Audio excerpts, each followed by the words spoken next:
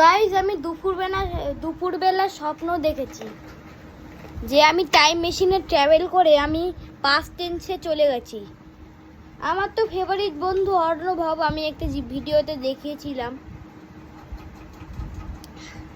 ওকে কি করছিলাম।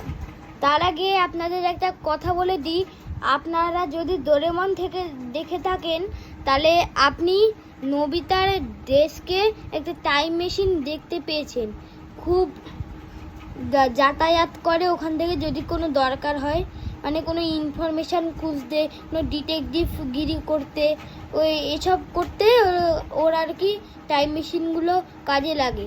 যখন প্রথম ডোরেমন এসেছিল ওই যে নোবিতার হাউসে, তখন জাপানে, তখন টাইম মেশিনের ইউজ করেছিল। তো গাইস ভিডিওটা কন্টিনিউ করি। তো হ্যাঁ, আমি যে টাইম মেশিন ট্রাভেল করেছিলাম দুপুরবেলা স্বপ্ন দেখেছি। আমি টাইম মেশিনে যে ট্রাভেল করেছিলাম অর্ণবের কাছে গেছিলাম, আমি আমার স্কুলে এসে পড়েছি। তারপরে আমি আমার পিঠে দেখছি একটা গোল মতো একটা ব্ল্যাকের মতো হয়ে গেছে, কিন্তু ঘাবড়ে গেছি। তারপরে একটু ঠিক হয়ে গেল, তারপরে অর্ণবকে সব খেললাম মেললাম। তারপরে কিন্তু আমি প্রেজেন্ট ওই যে পাস্টে যে চলে গেছি, প্রেজেন্ট থেকে ওই আয়ুষ্মানটাকে দেখতে পাইনি, স্কুল থেকে বেরোচ্ছে।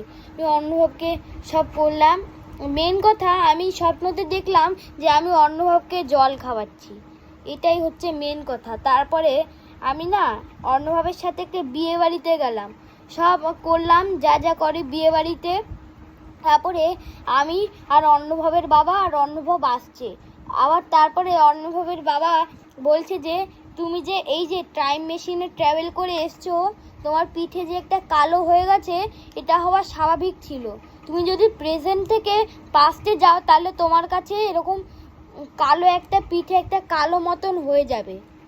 তারপরে যদি তুমি প্রেজেন্ট থেকে ফিউচারে যাও তোমার পিঠে একটা সাদা সাদা মতন পিঠে হয়ে যাবে। দাঁড়ান আমি আপনাদের দেখাচ্ছি। তো গাইজ এই দেখুন, আমি যখন প্রেজেন্টে আছি তখন আমি টাইম মেশিনে ট্রাভেল করছি। অনেকক্ষণ পর আমি পাস্টে গেলাম, তখন না কালারটা তখন, আরে তুমি ভাইলে জানলে কেন, দাঁড়াও এক সেকেন্ড। তো আমি যখন পাস্টে গেলাম তখন আমার কালারটা, ও বাবা এটা দাঁড়ান এক সেকেন্ড, হ্যাঁ তখন আমার কালারটা ব্ল্যাক হয়ে গেল পিঠে। ওই কালারটা যে বলেছিলাম, এইটা ভালো আছে কালার।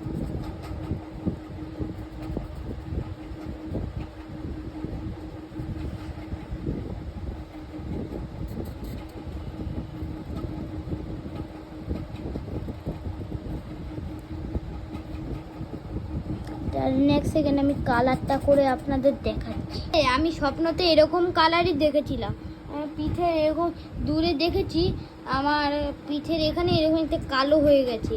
আবার যখন আমি ফিউচারে যাব তখন এরকম একটা হোয়াইটই থাকবে, শুধু একটু শেডিং হবে, আর শেডিংটা আমি পেন্সিল দিয়ে করছি।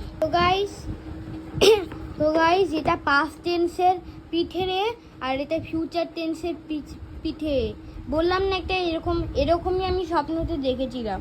অর্ণবের বাবা যে বোঝাচ্ছিল আমার চোখে ভেসে আসছিল, এরকম বললো যে তোমার যখন ফিউচার টেন্সে যাবে তখন তোমার পিঠের এটা হালকা হোয়াইট হবে আর হালকা এরকম ব্ল্যাক হবে। আমি তখন ভাবলাম যে হ্যাঁ এটা তো শেডিংই হবে, তখন আমার চোখে ভেসে আসছিল। তো গাইস এই ভিডিওর জন্য টাটা। তো গাইস আপনাদের কেমন লাগলো আমাকে বলবেন, আর ভালো লাগলে কমেন্ট করবেন।